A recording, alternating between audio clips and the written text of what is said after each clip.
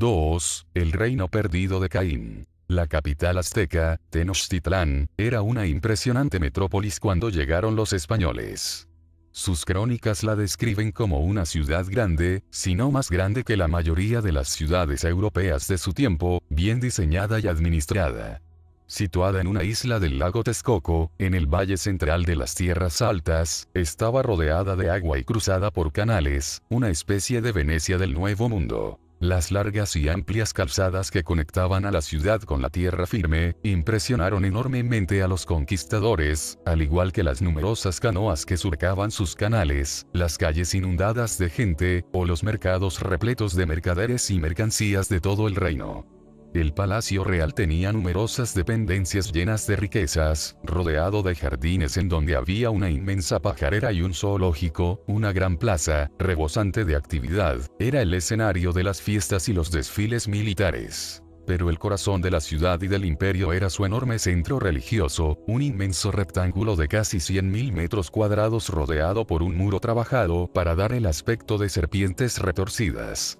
Había multitud de edificios dentro de este recinto sagrado, los más sobresalientes de los cuales eran el Gran Templo, con sus 2 torres, y el templo parcialmente circular de Quetzalcóatl. En la actualidad, la Gran Plaza, el Zócalo de Ciudad de México y la Catedral, ocupan parte de aquel antiguo recinto sagrado, al igual que muchas calles y edificios adyacentes.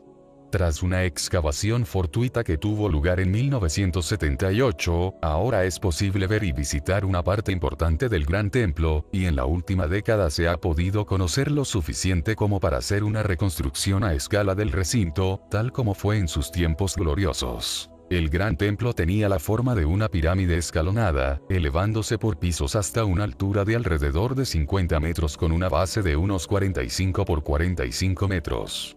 Era la culminación de varias fases de construcción. Como una muñeca rusa, la estructura externa estaba construida sobre otra anterior más pequeña, y esta cubría otra estructura aún más antigua. En total, 7 estructuras se sobreponían unas a otras. Los arqueólogos pudieron acceder, capa tras capa, hasta el templo segundo, que fue construido en los alrededores del 1400 después de Cristo. Este, al igual que el último, ya tenía las 2 torres gemelas distintivas en su cúspide. Simbolizando un curioso culto doble, la torre del lado norte era un santuario dedicado a Tlaloc, dios de las tormentas y los terremotos. La torre sur estaba dedicada a la deidad tribal azteca Huitzilopochtli, su dios de la guerra. Se le representaba habitualmente con un arma mágica llamada la serpiente de fuego, con la cual había derrotado a 400 dioses menores. 2 monumentales escalinatas llevaban hasta la cúspide de la pirámide por su lado occidental, una para cada torre. Ambas estaban decoradas en su base con 2 feroces cabezas de serpiente talladas en piedra, siendo una de ellas la serpiente de fuego de Huitzilopochtli, y la otra la serpiente de agua que simbolizaba a Tlaloc. En la base de la pirámide se encontró un disco de piedra grande y grueso en cuya parte superior había tallada una representación del cuerpo desmembrado de la diosa Coyolxauhqui. Según la tradición popular azteca, se trataba de la hermana de Huitzilopochtli, y tuvo un percance con él durante la rebelión de los 400 dioses, en la cual se vio involucrada. Parece que su destino fue una de las razones de la creencia azteca de que había que aplacar a Huitzilopochtli con la ofrenda de los corazones de víctimas humanas. El motivo de las torres gemelas quedó realzado posteriormente en el recinto sagrado con la erección de 2 pirámides coronadas con torres, una a cada lado del gran templo, y 2 más algo más atrás, hacia el oeste. Las 2 últimas flanqueaban el templo de Quetzalcóatl, que tenía la poco habitual forma de una pirámide escalonada regular por delante, pero con una estructura escalonada circular por detrás, desde donde seguía elevándose hasta convertirse en una torre circular con cúpula cónica. Muchos creen que este templo servía como observatorio solar. Anthony Francis Aveni, en su libro titulado Astronomía en la Antigua Mesoamérica, concluyó en 1974 que, en los días de los equinoccios, 21 de marzo y 21 de septiembre, cuando el sol se eleva en el este exactamente sobre el ecuador, la salida del sol se podía ver desde la torre de Quetzalcóatl justo entre las 2 torres de la cúspide del gran templo. Y ello es posible porque los arquitectos del recinto sagrado habían erigido los templos a lo largo de un eje arquitectónico que no estaba alineado exactamente con los puntos cardinales, sino con un eje desviado 7 grados y medio hacia el sudeste. Así se compensaba exactamente la posición geográfica de Tenochtitlán, al norte del Ecuador, permitiendo la visión del sol en aquellas fechas cruciales, elevándose por entre las dos torres gemelas. Aunque los españoles pudieran no darse cuenta de este sofisticado detalle del recinto sagrado, las crónicas que dejaron hablan de su asombro al encontrarse no solo con un pueblo cultivado, sino también con una civilización muy similar a la española.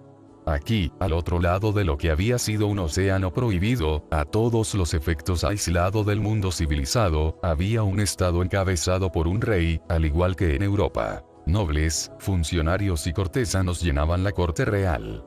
Había emisarios que iban y venían. Se obtenía tributo de las tribus vasallas, los ciudadanos leales pagaban sus impuestos. En los archivos reales se conservaban los registros escritos de la riqueza, las dinastías y las historias tribales. Había un ejército con un mando jerárquico y armas perfeccionadas. Había artes y oficios, música y danza. Había festividades relacionadas con las estaciones y días sagrados prescritos por la religión, una religión de Estado, al igual que en Europa. Y había un recinto sagrado con sus templos, capillas y residencias, rodeado por un muro, al igual que el Vaticano en Roma, recorrido por una jerarquía de sacerdotes que, al igual que en la Europa de su tiempo, no eran solo custodios de la fe e intérpretes de la voluntad divina, sino también guardianes de los secretos del conocimiento científico.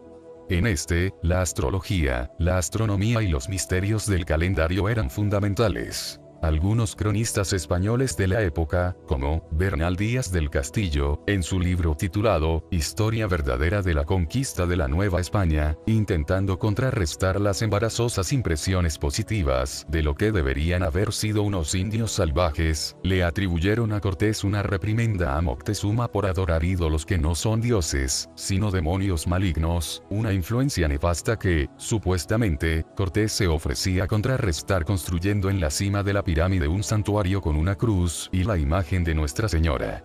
Pero, para asombro de los españoles, el símbolo de la cruz ya era conocido de los aztecas, que lo tenían por un símbolo de significado celestial, y que figuraba como emblema del escudo de Quetzalcóatl. Pero, además, por entre el laberinto de un panteón de numerosas deidades, se podía ver la creencia subyacente en un Dios supremo, un creador de todo. Algunas de las oraciones que le dedicaban resultaban incluso familiares. He aquí unos cuantos versos de una oración azteca, conservada en español a partir de la lengua original náhuatl. Tú habitas los cielos, tú sostienes las montañas. Tú estás en todas partes, eterno. A ti se te suplica, se te ruega. Tu gloria es eminente. Sin embargo, aún con todas aquellas sorprendentes similitudes, existía una desconcertante diferencia con la civilización azteca. No era solo la idolatría, de la que las masas de frailes y padres hacían su casus belli, ni siquiera las bárbaras costumbres de arrancar los corazones de los prisioneros y ofrecérselos palpitando a una Huitzilopochtli, una práctica que, por cierto, parece que introdujo el predecesor de Moctezuma, ya en 1486. Se trataba, más bien, de la escala total de esta civilización, que parecía el resultado de un progreso al que se había puesto freno en su carrera, o de la pátina de una cultura importada superior, como una fina chapa sobre una burda subestructura. Los edificios eran impresionantes y estaban ingeniosamente diseñados, pero no se construían con piedras talladas. Más bien, semejaban las construcciones de adobe, piedras de los campos burdamente sujetas con simple argamasa. El comercio era amplio, pero no era más que un comercio de intercambio. El tributo se pagaba en especies. Los impuestos, con servicios personales no se conocía en absoluto el dinero. Las telas se confeccionaban en un telar de lo más rudimentario. El algodón se hilaba sobre usos de arcilla, similares a los encontrados en el Viejo Mundo, en las ruinas de Troya, segundo milenio antes de Cristo, y en algunos lugares de Palestina, tercer milenio antes de Cristo. Tanto en sus herramientas como en sus armas, los aztecas estaban en la edad de piedra, inexplicablemente desprovistos de herramientas y armas de metal, a pesar de conocer el oficio de la orfebrería. Para cortar, utilizaban pedacitos de obsidiana parecidos al cristal, y uno de los objetos predominantes de la época de los aztecas fue el cuchillo de obsidiana, que utilizaban para sacar los corazones de los prisioneros. Debido al hecho de que otros pueblos de América no disponían de escritura, los aztecas parecían un pueblo más avanzado, al menos en este aspecto, dado que utilizaban cierto sistema de escritura. Pero no era una escritura alfabética, ni tampoco fonética. Consistía en una serie de imágenes, como dibujos en una tira cómica. En comparación, en el Próximo Oriente de la Antigüedad, que es donde apareció la escritura hacia el 3800 a.C. En Sumer, en forma de pictogramas, estos se estilizaron con rapidez hasta convertirse en la escritura cuneiforme, avanzaron hasta una escritura fonética en donde los signos representaban sílabas, y, hacia finales del segundo milenio antes de Cristo, apareció un alfabeto completo. La escritura con imágenes apareció en Egipto cuando se instauró la realeza, hacia el 3100 a.C., y rápidamente evolucionó hasta convertirse en un sistema de escritura jeroglífica. Los estudios de los expertos, como el de Amelia Hertz, publicado en su libro, Revisión de la Síntesis Histórica, volumen 35, han llegado a la conclusión de que la escritura por imágenes de los aztecas en el año 1500 después de Cristo, era similar a la primitiva escritura egipcia, como la de la tablilla de piedra del rey Narmer, a quien algunos consideran el primer rey dinástico de Egipto, 4 milenios y medio antes. Amelia Hertz se encontró con otra curiosa analogía entre el México de los aztecas y el Egipto de las primitivas dinastías. En ambos, a pesar de que la metalurgia del cobre aún no se había desarrollado, la orfebrería estaba tan avanzada que los orfebres podían engastar turquesas, una piedra semipreciosa muy valorada en ambos lugares, en los objetos de oro. El Museo Nacional de Antropología de Ciudad de México, ciertamente, uno de los mejores del mundo en su campo, expone el legado arqueológico del país en un edificio con forma de U en una serie de salas o secciones interconectadas, lleva al visitante a través del tiempo y el espacio, desde los orígenes prehistóricos hasta la época de los aztecas, de sur a norte y de este a oeste. La sección central se dedica a los aztecas. Es el corazón y el orgullo de la arqueología nacional mexicana, pues aztecas es un nombre que se le dio a este pueblo con posterioridad. Asimismo se llamaban Méxica, dando así su nombre preferido no solo a la capital, construida donde había estado el Tenochtitlán azteca, sino también a todo el país. La Sala Méxica, que es como se le llama, está calificada por el mismo museo como la sala más importante. Sus grandiosas dimensiones se establecieron para enmarcar suficientemente la cultura del pueblo mexicano. Entre sus monumentales esculturas de piedra se incluyen el inmenso calendario de piedra, que pesa alrededor de 25 toneladas, enormes estatuas de varios dioses y diosas, y un grueso y enorme disco de piedra grabado a su alrededor. Esculturas de piedra y arcilla más pequeñas, utensilios de loza, armas, ornamentos de oro y otros restos aztecas, además del modelo a escala del recinto sagrado, llenan la impresionante sala. El contraste entre los primitivos objetos de arcilla y madera y las grotescas esculturas por una parte, y las poderosas piedras talladas y el monumental recinto sagrado por otra, es asombroso. Resulta inexplicable para el escaso lapso de 4 siglos de presencia azteca en México.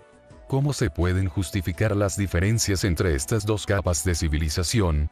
Cuando se busca la respuesta en la historia conocida, los aztecas se nos presentan como un pueblo nómada, una burda tribu inmigrante que se introdujo en un valle poblado por tribus de una cultura más avanzada. Al principio, se ganaban la vida sirviendo a las tribus pobladoras, principalmente como mercenarios a sueldo. Pero, con el tiempo, se las ingeniaron para imponerse a sus vecinos, tomando prestada no solo su cultura, sino también a sus artesanos.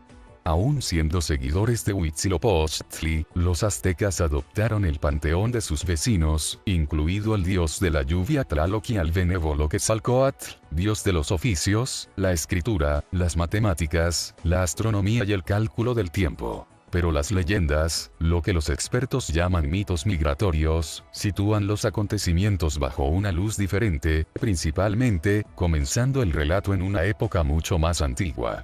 Las fuentes de esta información no se basan solo en la tradición oral, sino también en diversos libros llamados códices. Estos, como el Códice Boturini, dicen que el hogar ancestral de la tribu azteca se llamaba Aztlán, el cual significa lugar blanco. Aquel era el hogar de la primera pareja patriarcal, Itzamixcoatl, que significa blanca serpiente nube, y su esposa, Iyanque, que significa vieja mujer. Ellos fueron los que engendraron a los hijos de los que provendrían las tribus de habla náhuatl, entre las que se encontraban los aztecas. Los toltecas también eran descendientes de Itzamixcoatl, pero su madre era otra mujer, siendo así hermanastros de los aztecas. ¿Dónde estaba situado Aztlán? Nadie lo sabe con certeza. De los numerosos estudios que tratan de este asunto, entre los que se incluyen teorías de que se trataba de la legendaria Atlántida, uno de los mejores estudios es el de Edward Seller, titulado ¿Dónde estaba Aztlán, el hogar de los aztecas? Aztlán era un lugar que, al parecer, estaba relacionado con el número 7, habiéndosele llamado en alguna ocasión Aztlán de las 7 cuevas. También se le describía en los códices como un lugar reconocible por sus 7 templos. Una gran pirámide escalonada central rodeada por 6 santuarios menores. En su elaborada Historia de las Cosas de la Nueva España, Fray Bernardino de Sahagún, utilizando los textos originales en la nativa lengua náhuatl, escritos después de la conquista, habla de la multitribal migración desde Aztlán. Hubo 7 tribus en total, que dejaron Aztlán en barcos.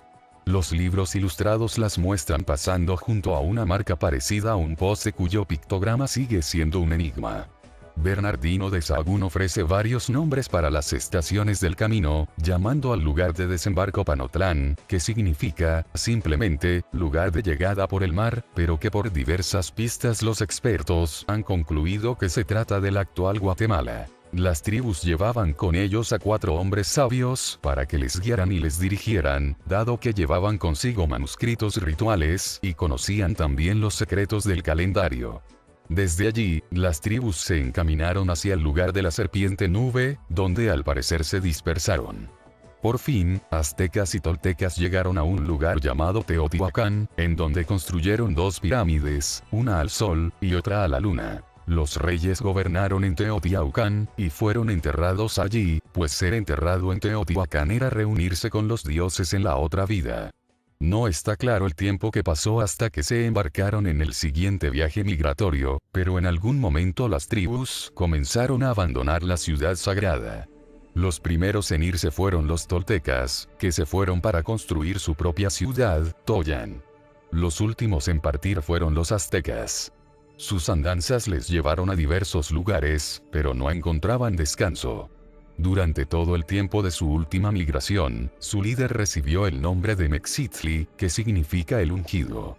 En él, según algunos expertos como Manuel Orozco Iberra, en su obra titulada Ojeada sobre cronología mexicana, estaría el origen del nombre tribal Mexica, el pueblo ungido.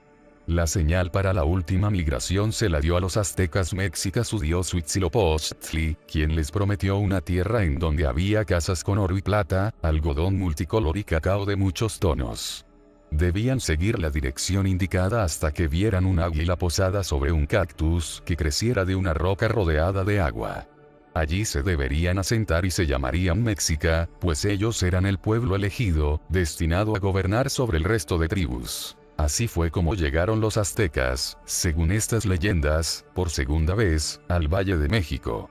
Llegaron a Toyan, conocida también como el lugar del medio, y aunque sus habitantes eran sus propios parientes ancestrales, no les dieron la bienvenida. Durante casi 2 siglos vivieron los aztecas en las orillas pantanosas del lago central, y, creciendo en fuerza y en conocimientos, fundaron por fin su propia ciudad, Tenochtitlán. Este nombre significa ciudad de Tenoch, y algunos creen que se la llamó así porque el líder azteca de entonces, el verdadero constructor de la ciudad, se llamaba Tenoch. Pero, dado que se sabe que los aztecas se consideraban tenochas, descendientes de Tenoch, otros creyeron que Tenoch fue el nombre de un antepasado tribal, una legendaria figura paternal muy antigua. La mayoría de los expertos sostienen en la actualidad que los mexica o tenochas llegaron al valle hacia el 1140 después de Cristo, y fundaron Tenochtitlán en el 1325 después de Cristo. Después, crecerían en influencia gracias a una serie de alianzas con algunas tribus, y a la guerra con otras. Algunos investigadores dudan que los aztecas llegaran a crear un verdadero imperio. Lo cierto es que, cuando llegaron los españoles, eran el poder dominante en el centro de México, liderando a sus aliados y sometiendo a sus enemigos. Estos últimos les suministraban los cautivos para los sacrificios, por lo que la conquista de los españoles se vio facilitada por las múltiples insurrecciones contra los opresores aztecas. Al igual que los hebreos bíblicos, que remontaban sus genealogías no solo hasta las parejas patriarcales, sino también hasta el comienzo de la humanidad, los aztecas, los toltecas y otras tribus nahuatlacas tenían leyendas de la creación que seguían los mismos temas. Pero, mientras el Antiguo Testamento comprimía sus detalladas fuentes sumerias diseñando una entidad plural, Elohim, a partir de las diversas deidades activas en los procesos creadores, los relatos nahuatlacas conservaban los conceptos sumerio y egipcio de varios seres divinos que actuaban bien en solitario o bien en grupos. Las creencias tribales, predominantes desde el sudoeste de los Estados Unidos, por el norte, hasta la actual Nicaragua, por el sur, Mesoamérica, sostenían que, en el principio, había un Dios antiguo, creador de todas las cosas, del cielo y la tierra, cuya morada estaba en lo más alto del cielo, el 12º cielo. Las fuentes de Bernardino de Sahagún atribuían el origen de estos conocimientos a los toltecas. Y los toltecas sabían que los cielos eran muchos. Decían que había 12 divisiones superpuestas. Allí moraba el Dios verdadero y su esposa. Él es el Dios celestial, Señor de la dualidad. Su esposa es la dama de la dualidad, la dama celestial. Esto es lo que significa. Él es Rey, Él es Señor, por encima de los 12 cielos. Sorprendentemente, esto parece una versión de las creencias religiosos celestiales de Mesopotamia, según las cuales a la cabeza del panteón estaba Anu, Señor del cielo, que junto con su esposa, Antu, Dama del cielo, vivía en el planeta más lejano, el 12º miembro de nuestro sistema solar. Los sumerios lo describían como un radiante planeta, cuyo símbolo era la cruz. Todos los pueblos del mundo antiguo adoptarían posteriormente este símbolo, y lo desarrollarían hasta convertirlo en el omnipresente emblema del disco alado. El escudo de Quetzalcóatl, y otros símbolos que aparecen en los primitivos monumentos de México son extrañamente similares. Los dioses de antaño, de los que los textos nahuatlacas contaban relatos legendarios, eran descritos como hombres barbados, como correspondería a los antepasados del barbudo Quetzalcóatl. Al igual que en las teogonías mesopotámicas y egipcias, había relatos de parejas divinas y de hermanos que se casaban con sus propias hermanas. De interés prioritario y directo para los aztecas eran los 4 hermanos divinos, Tlatlauqui, Tezcatlipocayaotl, Quetzalcóatl y Huitzilopochtli, según su orden de nacimiento. Ellos representaban a los 4 puntos cardinales y a los 4 elementos primarios. Tierra, viento, fuego, agua, un concepto de la raíz de todas las cosas bien conocido en el viejo mundo de uno a otro confín. Estos 4 dioses representaban también los colores rojo, negro, blanco y azul, y las 4 razas de la humanidad, a las que se representaba a menudo, como en la primera página del Códice Ferger-Bari Mayer, con los colores correspondientes, junto con sus símbolos, árboles y animales. El reconocimiento de 4 ramas separadas de la humanidad resulta interesante, quizás incluso significativo, por sus diferencias con el concepto bíblico mesopotámico de la triple división asiática, africana y europea surgida del linaje de Noé, de Sem, Cam y Jafet. Las tribus nahuatlacas, los pueblos de las Américas, habían añadido un 4º pueblo, el pueblo de color rojo. Los relatos nahuatlacas hablan de conflictos e incluso de guerras entre los dioses. Entre estos se incluye el incidente en que Huitzilopochtli derrotó a los 400 dioses menores y el combate entre Tezcatlipocayaotl y Quetzalcóatl. Estas guerras por el dominio de la tierra o de sus recursos se habían detallado también en las tradiciones populares, los mitos, de todos los pueblos de la antigüedad. Los relatos hititas e indoeuropeos de las guerras entre Tesub o Indra, con sus hermanos llegaron a Grecia a través de Asia Menor. Los semitas cananeos y fenicios escribieron acerca de las guerras de Baal con sus hermanos, en el transcurso de las cuales Baal mató a centenares de hijos de los dioses menores, cuando se les atrajo con engaños al banquete de la victoria del dios. y en las tierras de Cam, África, los textos egipcios hablaban del desmembramiento de Osiris a manos de su hermano Set, y de la posterior guerra entre Set y Horus, hijo y vengador de Osiris. ¿Acaso los dioses de los mexicanos eran concepciones originales, o eran los recuerdos de creencias y relatos que tenían sus raíces en el próximo oriente de la antigüedad? La respuesta irá surgiendo a medida que examinemos los aspectos adicionales de los relatos nahuatlacas de la creación y la prehistoria. Nos encontramos con que el creador de todas las cosas, para continuar con las comparaciones, era un dios que da la vida y la muerte, la buena y la mala fortuna. El cronista Antonio de Herrera y Tordesillas, en su libro titulado Historia General, comentaba que los indígenas le invocan en sus tribulaciones, con la mirada puesta en el cielo, donde creen que está. Este Dios creó primero el cielo y la tierra. Después, dio forma al hombre y a la mujer a partir del barro, pero no duraron mucho. Después de algunos esfuerzos más, se creó una pareja humana a partir de cenizas y metales, y con ellos se pobló el mundo. Pero todos estos hombres y mujeres fueron destruidos en una inundación, salvo cierto sacerdote y su mujer que, junto con semillas y animales, lograron flotar con la ayuda de un tronco ahuecado. El sacerdote descubrió tierra después de enviar unos pájaros. Según otro cronista, Fray Gregorio García, la inundación duró 1 año y 1 día, durante los cuales toda la tierra estuvo cubierta de agua y el mundo se sumió en el caos. Los acontecimientos primitivos o prehistóricos relativos a la humanidad y a los progenitores de las tribus nahuatlacas se dividían en leyendas, representaciones pictóricas y grabados en piedra, como el calendario de piedra, de 4 eras, o soles. Los aztecas consideraban su época como la más reciente de 5 eras, la era del quinto sol. Cada uno de los 4 soles anteriores había terminado con una catástrofe, a veces una catástrofe natural, como un diluvio, y a veces por una calamidad provocada por las guerras entre los dioses. Se cree que el gran calendario de piedra azteca, que se descubrió en la zona del recinto sagrado, es la plasmación en piedra de las 5 eras. Los símbolos que circundan el panel central y la misma imagen central han sido objeto de numerosos estudios. El primer anillo interior representa, con toda claridad, los 20 signos de los 20 días del mes azteca. Los 4 paneles rectangulares que rodean el rostro central se reconocen como los glifos que representan las 4 eras anteriores, y la calamidad que terminó con cada una de ellas: agua, viento, terremotos y tormentas, y jaguar. Los relatos de las 4 eras son valiosos por la información relativa a la longitud de las eras y a sus principales acontecimientos. Aunque las versiones varían, lo cual sugiere una larga tradición oral previa a los registros escritos, todas coinciden en que la primera era llegó a su fin con un diluvio, una gran inundación que arrasó la tierra.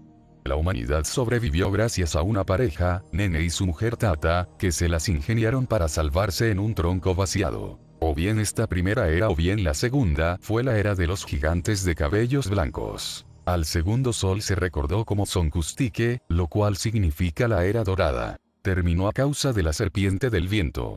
El tercer sol estaba presidido por la serpiente de fuego, y fue la era de la gente de cabello rojo. Según el cronista Ixtlilxochitl, estos fueron los supervivientes de la segunda era, que llegaron en barco desde el este hasta el Nuevo Mundo, asentándose en la región de Botonchan. Allí se encontraron con gigantes que también habían sobrevivido a la segunda era, y fueron esclavizados por estos. El cuarto sol fue la era de la gente de cabeza negra. Fue durante esta era cuando Quetzalcóatl apareció en México, alto de estatura, de luminoso semblante, con barba, y llevando una larga túnica.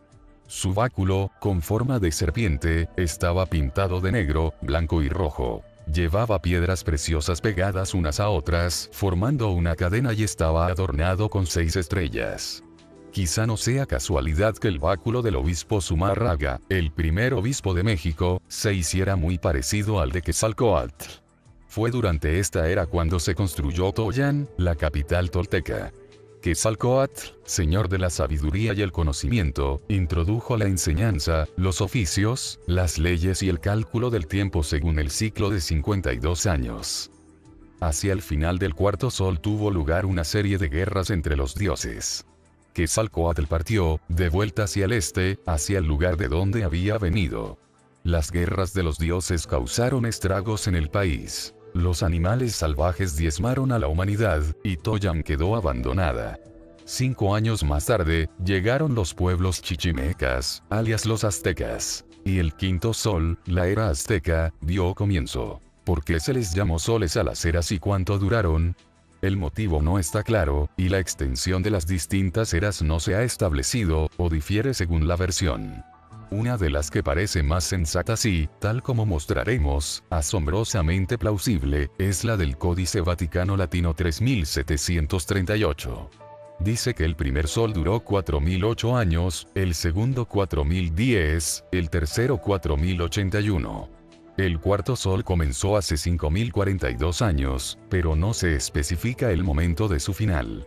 Sea como sea, tenemos aquí un relato de los acontecimientos que se remonta a 17.141 años, a partir del momento en que los relatos se anotaron. Es un lapso de tiempo demasiado largo como para que la gente pueda recordar algo, y los expertos, aunque aceptan que los acontecimientos del cuarto sol contienen elementos históricos, tienden a desechar lo relativo a eras anteriores como meros mitos. ¿Cómo explicar entonces los relatos de Adán y Eva, un diluvio global y la supervivencia de una pareja, episodios que, según Hartley Burr Alexander, que en 1920 escribiera el libro, Mitología Latinoamericana volumen 11, son sorprendentemente evocadores del relato de la creación del Génesis y de la cosmogonía babilónica? Algunos expertos sugieren que los textos nahuatlacas reflejan de algún modo lo que los indígenas ya habían escuchado en los sermones bíblicos de los españoles. Pero, dado que no todos los códices son posteriores a la conquista, las similitudes bíblico-mesopotámicas solo se pueden explicar si se admite que las tribus mexicanas tenían lazos ancestrales con Mesopotamia. Además, la cronología mexica náhuatl se correlaciona con acontecimientos y momentos con una precisión científica e histórica que debería llevar a más de uno a detenerse y reflexionar.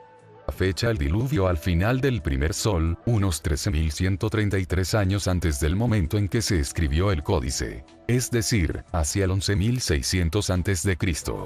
Y resulta que en nuestro libro El 12º planeta, llegamos a la conclusión de que el diluvio arrasó ciertamente la Tierra hacia el 11.000 a.C. Las correspondencias entre el relato y la cronología sugieren que hay algo más que un mito en los relatos aztecas. También nos intriga la afirmación de los relatos de que la cuarta era fue la época de la gente de cabeza negra, las anteriores eras se tenían por la de los gigantes de cabello blanco y la de la gente de cabello rojo. Y gente de cabeza negra, es precisamente el término por el cual se llamaban los sumerios en sus textos. ¿Acaso los relatos aztecas sostienen que la era del cuarto sol fue la época en la que los sumerios aparecieron en escena? La civilización sumeria comenzó hacia el 3800 a.C., y no debería sorprendernos, al menos no ahora, encontrarnos con que, fechando el comienzo de la cuarta era en 5026 años antes de su propia época, los aztecas lo situaban ciertamente en los alrededores del 3500 a.C., lo cual coincide sorprendentemente con el inicio de la era de la gente de cabeza negra. La explicación reactiva, la de que los aztecas les contaron a los españoles lo que habían escuchado de los mismos españoles, ciertamente no se sostiene en lo referente a los sumerios. El mundo occidental descubrió los restos y el legado de la gran civilización sumeria 4 siglos después de la conquista de América. Por lo que habrá que concluir que los pueblos nahuatlacas debían de conocer los relatos que aparecen en el Génesis a partir de sus propias fuentes ancestrales. Pero, ¿cómo? Esta misma pregunta desconcertó ya a los mismos españoles. Asombrados de haber descubierto no solo una civilización en el Nuevo Mundo tan similar a la de Europa, sino también el gran número de personas que hay allí, estaban doblemente desconcertados por las conexiones bíblicas de los relatos aztecas. Intentando dar con una explicación, se les ocurrió una respuesta sencilla. Aquellos debían de ser los descendientes de las tribus perdidas de Israel, que fueron exiliadas por los asirios en el 722 a.C., y se desvanecieron después sin dejar rastro. Lo que quedó del reino de Judea, lo conservaron las tribus de Judá y de Benjamín. El primero en exponer esta idea en un detallado manuscrito, si es que no fue idea suya, fue el dominico fray Diego Durán, que fue llevado a Nueva España en 1542, a los 5 años de edad. Sus dos libros, uno de ellos conocido por el título, Libro de los Dioses y Ritos y el Calendario Antiguo, Historia de las Indias de Nueva España, fueron traducidos al inglés por Doris Eiden y Fernando Orcasitas. En el segundo libro, Fray Diego Durán, haciendo una exposición de las muchas similitudes, afirmaba enfáticamente su conclusión de que los nativos de las Indias y del continente de este Nuevo Mundo son judíos y gente hebrea. Su teoría quedaba confirmada, según él, por su naturaleza. Estos nativos son parte de las 10 tribus de Israel que Salmanasar, rey de los asirios, capturó y llevó a Asiria.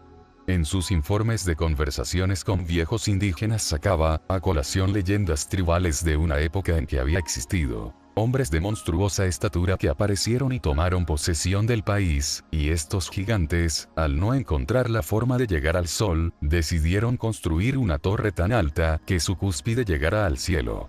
Este episodio, que se parece al relato bíblico de la Torre de Babel, igualaba en importancia a otro relato referente a una migración similar a la del Éxodo. No es de extrañar por tanto que, con el aumento de este tipo de informes, la teoría de las 10 tribus perdidas se convirtiera en la favorita de los siglos XVI y XVII, al suponer que, de algún modo, yendo en dirección este a través de los dominios asirios y más allá, los israelitas habían alcanzado América. La idea de las 10 tribus perdidas, que en su punto álgido recibió el respaldo de las cortes reales europeas, terminó posteriormente siendo ridiculizada por los expertos.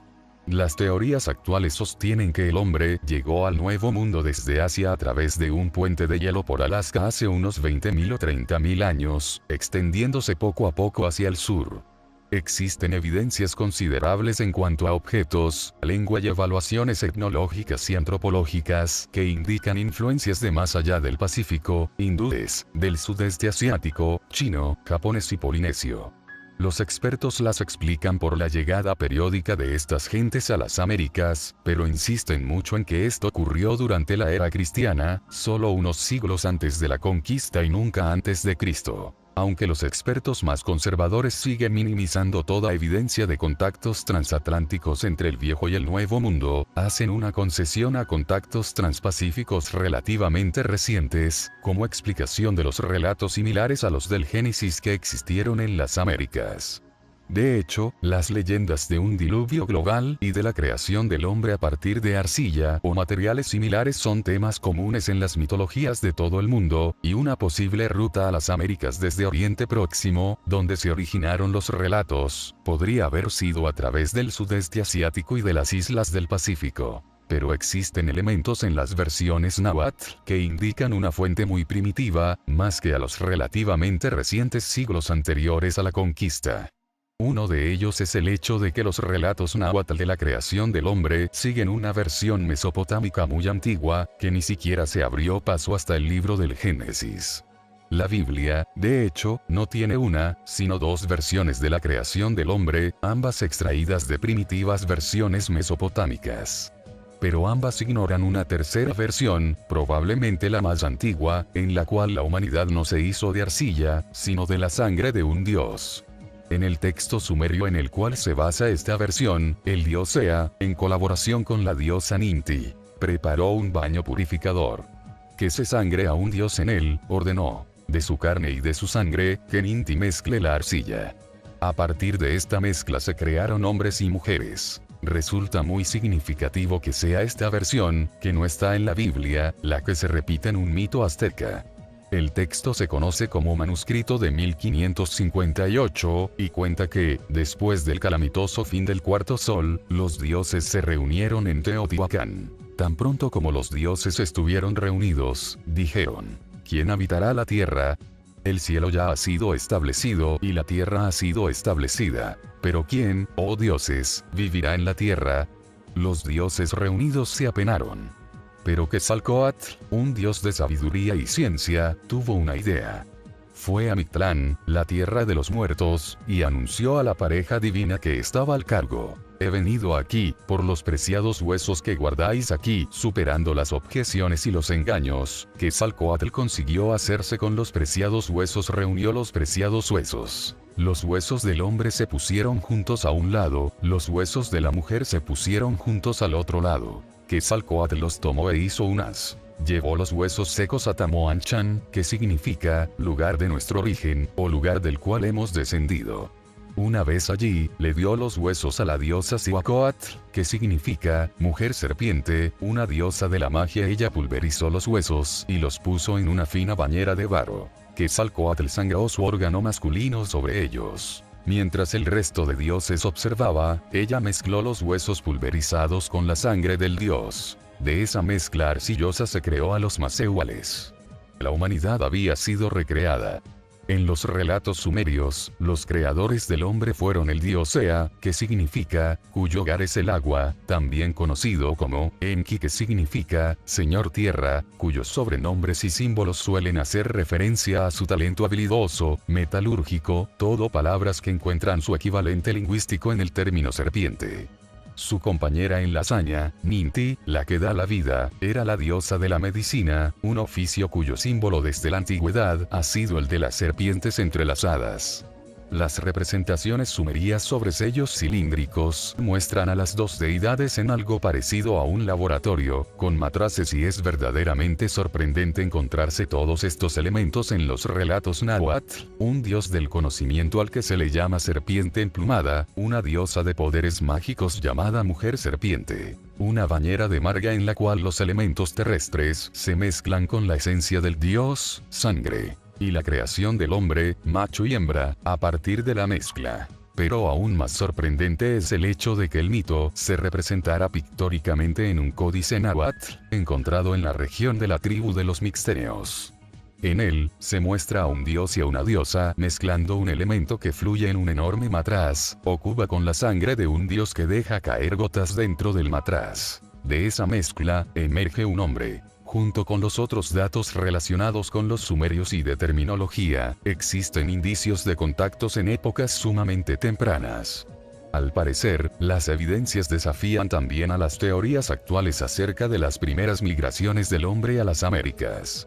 Con esto, no estamos proponiendo simplemente las sugerencias, ofrecidas ya a principios de este siglo en los congresos internacionales de americanistas, de que la migración no fuera desde Asia a través del estrecho de Bering, por el norte, sino desde Australia, Nueva Zelanda, a través de la Antártida hasta Sudamérica, idea recuperada recientemente, tras el descubrimiento en el norte de Chile, cerca de la frontera con Perú, de momias humanas enterradas hace 9000 años. El problema que nos plantean ambas teorías es que suponen largas caminatas de hombres, mujeres y niños a través de miles de kilómetros de tierras heladas, y nos preguntamos cómo se pudo hacer esto hace 20.000 o 30.000 años. Además, ¿para qué iban a emprender un viaje de este tipo?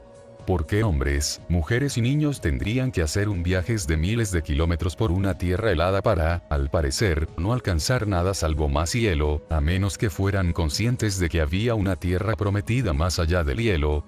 Pero, ¿cómo podrían saber lo que había más allá de aquel interminable hielo, si no habían estado allí nunca, ni nadie más antes que ellos, pues, por definición, eran los primeros en llegar a las Américas?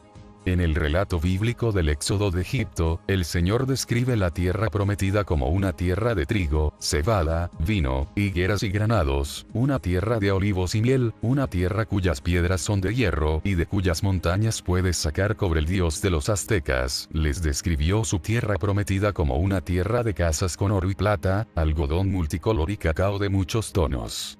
¿Acaso aquellos primitivos emigrantes se habrían lanzado a su imposible caminata si alguien, su Dios, no les hubiera dicho que fueran y les hubiera descrito lo que les esperaba allí? Y si esa deidad no fuera una simple entidad teológica, sino un ser físicamente presente en la tierra, pudo haber ayudado a los emigrantes a vencer los obstáculos del viaje, del mismo modo que el Señor bíblico había hecho con los israelitas. Es con pensamientos de este tipo, de por qué y cómo se podría haber emprendido un viaje imposible, como hemos leído y releído los relatos nahuatlacas de las migraciones y de las 4 eras. Dado que el primer sol había terminado con el diluvio, esa era tuvo que ser la fase final de la última glaciación. Pues, tal como concluimos en el 12º planeta, el diluvio fue provocado por el deslizamiento de la capa de hielo antártico en los océanos, llevando a la última glaciación a un brusco fin, hacia el 11.000 a.C. ¿Acaso el hogar original de los pueblos nahuatlacas, el legendario Aztlán, el lugar blanco, se llamaba así por la simple razón de que eso es lo que era, una tierra cubierta de nieve? ¿Es este el motivo por el cual se tenía la era del primer sol como la época de los gigantes de cabellos blancos? ¿Acaso los recuerdos históricos aztecas, rememorando el comienzo del primer sol, 17.141 años atrás, contaban en realidad una migración a América hacia el 15.000 a.C., cuando el hielo formaba un puente con el viejo mundo? Y, por otra parte, ¿sería posible que el cruce no se hiciera a través de un puente de hielo, sino en barcos a través del Océano Pacífico, tal como relatan las leyendas náhuatl? Las leyendas de un desembarco prehistórico en la costa del Pacífico no se limitan a los pueblos mexicanos. Más al sur, los pueblos andinos conservaron recuerdos de similar naturaleza, relatados como leyendas. Una de ellas, la leyenda de Naimlac, puede estar remitiéndonos al primer asentamiento de gente de otro lugar en aquellas costas. Habla de la llegada de una gran flota de balsas de juncos, del tipo de las que utilizara Tore Yerdal, para simular la singladura sumeria en barcos de juncos. En la balsa que lideraba la flota, había una piedra verde que podía pronunciar las palabras del dios del pueblo, que daba indicaciones al jefe de los emigrantes, Naimlat, para llevarlos hasta la playa elegida. La deidad, hablando a través del ídolo verde, instruyó posteriormente al pueblo en las artes de la agricultura, la construcción y la artesanía. Algunas versiones de la leyenda del ídolo verde identifican el Cabo Santa Elena, en Ecuador, como el lugar del desembarco. Allí, el continente sudamericano se proyecta hacia el oeste, en el Pacífico. Varios cronistas, entre ellos Juan de Velasco, relataron leyendas nativas que decían que los primeros pobladores de las regiones ecuatoriales fueron gigantes. Los pobladores humanos que siguieron adoraban a un panteón de 12 dioses, encabezados por el sol y la luna. Y donde ahora se encuentra la capital de Ecuador, dice Juan de Velasco que los pobladores construyeron 2 templos, uno frente a otro. El templo dedicado al sol tenía frente a la puerta 2 columnas de piedra, y en el patio otros 12 pilares de piedra en círculo. Llegó el momento en que el líder, Naimlat, tras completar su misión, tuvo que partir. A diferencia de sus sucesores, Naimlat no murió. Se le dieron alas y se fue volando, para no volvérsele a ver más, se lo llevó al cielo el dios de la piedra parlante. Los indígenas americanos no estaban solos en la creencia de que se podían recibir instrucciones divinas a través de una piedra parlante. Todos los pueblos antiguos del Viejo Mundo hablaban de piedras oraculares y creían en ellas, y el arca que los israelitas llevaron durante el éxodo tenía en la parte superior el dir, literalmente, hablador, un instrumento portátil a través del cual Moisés podía escuchar las instrucciones del Señor. Y en cuanto a la partida de Naimlac, que fue llevado hacia el cielo, también existen paralelismos bíblicos. En el capítulo 5 del Génesis, leemos que en la 7ª generación del linaje de Adán, a través de Set, el patriarca fue Enoc. Cuando llegó a la edad de 365 años se fue de la tierra, pues el Señor se lo llevó al cielo. Los expertos tienen un problema con la idea de cruzar el océano en barcos hace 15.000 o 20.000 años. El hombre, dicen, era demasiado primitivo por aquel entonces para tener naves oceánicas y navegar en alta mar. No fue hasta la civilización sumeria, a comienzos del 4º milenio antes de Cristo, que la humanidad consiguió medios terrestres, vehículos con ruedas, y acuáticos, barcos, de transporte a largas distancias. Pero ese, según los mismos sumerios, fue el curso de los acontecimientos después del diluvio. Una y otra vez dijeron que había existido una elevada civilización sobre la tierra antes del diluvio, una civilización que habían iniciado en la tierra aquellos que habían venido del planeta de Anu, y que se había prolongado a través de un linaje de semidioses de largas vidas, de descendientes de los emparejamientos entre los extraterrestres, los bíblicos Nefilim, y las hijas del hombre. Las crónicas egipcias, como los escritos del sacerdote Manetón, seguían la misma idea. Y lo mismo hace la Biblia, que describe una civilización tanto rural, agricultura, ganadería, como urbana, ciudades, metalurgia, antes del diluvio. Todo eso, no obstante, según todas estas antiguas fuentes, fue borrado de la faz de la tierra por el diluvio, y hubo que recomenzarlo todo desde el principio. El libro del Génesis comienza con los relatos de la creación, que son versiones breves de los muchos más detallados textos sumerios. En estos, se habla constantemente de el Adán, literalmente el terrestre. Pero, después, da un giro hacia la genealogía de un ancestro concreto llamado Adán. Este es el libro de las generaciones de Adán, Génesis 5:1. Al principio, Adán tuvo 2 hijos, Caín y Abel. Después, Caín mató a su hermano y fue desterrado por Yahvé. Y Adán conoció a su mujer de nuevo y le dio un hijo, y le puso por nombre Set. Es este linaje, el linaje de Set, el que sigue la Biblia a través de una genealogía de patriarcas hasta Noé, el protagonista de la historia del diluvio. Después, el relato se concentra en los pueblos asiáticos, africanos y europeos. Pero, ¿qué pasó con el linaje de Caín? Todo lo que tenemos en la Biblia es una docena de versículos. Yahvé castigó a Caín a convertirse en nómada, fugitivo y vagabundo sobre la tierra. Y Caín se apartó de la presencia de Yahvé y moró en la tierra de Nod, al este del Edén. Y Caín conoció a su mujer y ella concibió, y engendró a Enoc. Y él construyó una ciudad y le puso a la ciudad el nombre de su hijo, Enoc.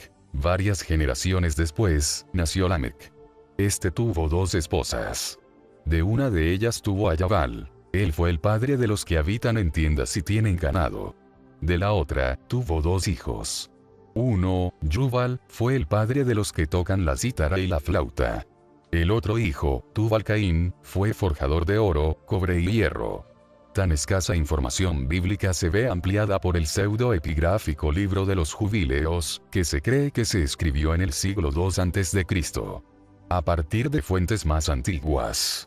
Relacionando los acontecimientos con el pasaje de los Jubileos, dice que Caín tomó a su hermana Awan para que fuera su esposa, y ella le dio a Enoc a finales del 4º jubileo. Y en el primer año de la primera semana del 5º jubileo, se construyeron casas en la tierra, y Caín construyó una ciudad y le puso por nombre el nombre de su hijo, Enoc. Los estudiosos bíblicos llevan mucho tiempo desconcertados con el nombre de Enoc, que significa fundamento, fundación, y que se le aplica tanto a un descendiente de Dan a través de Set como a otro de sus descendientes a través de Caín, así como con otras similitudes en los nombres de los descendientes.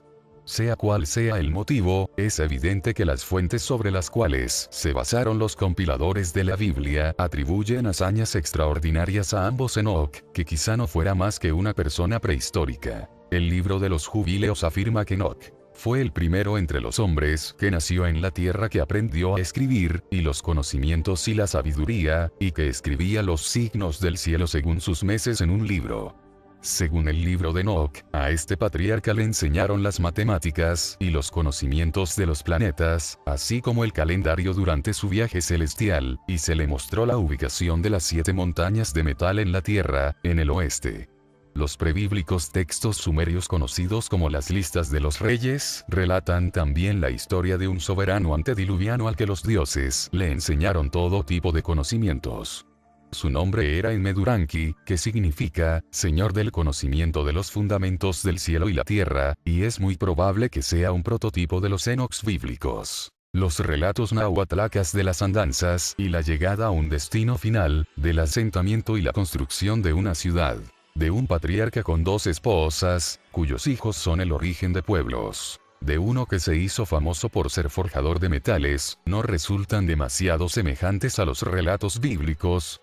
Incluso la importancia que los náhuatl le dan al número 7 se refleja en los relatos bíblicos, pues el 7º descendiente del linaje de Caín, Lamec, proclamó enigmáticamente que hasta 7 veces será vengado Caín, y Lamec 77. No nos estaremos encontrando en las leyendas de las 7 tribus nahuatlacas, en sus antiguos recuerdos, con el desterrado linaje de Caín y su hijo Enoc. Los aztecas pusieron el nombre de Tenochtitlán a su ciudad, la ciudad de Tenoch, llamada así en honor de su antepasado. Si tenemos en cuenta que, en su dialecto, los aztecas prefijaban muchas palabras con el sonido T, Tenoch podría haber sido en su origen Enoch, si se le quita el prefijo T. Un texto babilónico, basado, según los expertos, en un primitivo texto sumerio del 3er milenio antes de Cristo, cuenta enigmáticamente una disputa, que termina con un asesinato, entre un labrador y su hermano pastor, al igual que los bíblicos Caín y Abel. Condenado a vagar con pesar, el infractor, llamado Caín, emigró a la tierra de Dunu, y allí construyó una ciudad con torres gemelas. Unas torres gemelas en la cúspide de las pirámides era el sello distintivo de la arquitectura azteca. ¿Conmemoraría esto la construcción a cargo de Caín de una ciudad con torres gemelas? Y Tenochtitlán, la ciudad de Tenoch, no se llamaría así debido a que Caín, milenios atrás, construyó una ciudad y le puso por nombre el nombre de su hijo, Enoch. ¿No nos habremos encontrado en América Central el reino perdido de Caín, la ciudad a la que pusiera por nombre Enoch? En realidad, esta posibilidad ofrece respuestas plausibles al enigma de los comienzos del hombre en estos dominios. Pero también puede arrojar luz sobre otros dos enigmas, el de la marca de Caín, y el del rasgo hereditario común a todos los amerindios: la ausencia de vello facial. Según el relato bíblico, Caín, tras ser desterrado de las tierras pobladas por el Señor y condenado a vagar por Oriente, comenzó a preocuparse por la posibilidad de ser asesinado por alguien que buscara venganza. Y así, el Señor, para indicar que Caín andaría errante bajo su protección, puso una señal a Caín, para que si alguien lo encontrara, no lo matara. Aunque nadie sabe en qué pudo consistir esta señal distintiva, generalmente se acepta que fue algún tipo de tatuaje en la frente. Pero, por lo que se dice posteriormente en la Biblia, parece que la cuestión de la venganza y de la protección contra ella tuvo su continuidad hasta la séptima generación y más allá. Un tatuaje en la frente no habría durado tanto, ni hubiera podido transmitirse de generación en generación. Solo un rasgo genético, transmitido de forma hereditaria, podía cumplir con las afirmaciones bíblicas. Y, a la vista de este particular rasgo genético de los amerindios, la ausencia de vello facial, uno se pregunta si la marca de Caín y sus descendientes no sería este cambio genético. Si nuestra conjetura es correcta, América Central, Mesoamérica, como punto focal desde el cual se expandieron los amerindios hacia el norte y hacia el sur en el Nuevo Mundo, sería de hecho, el reino perdido de Caín.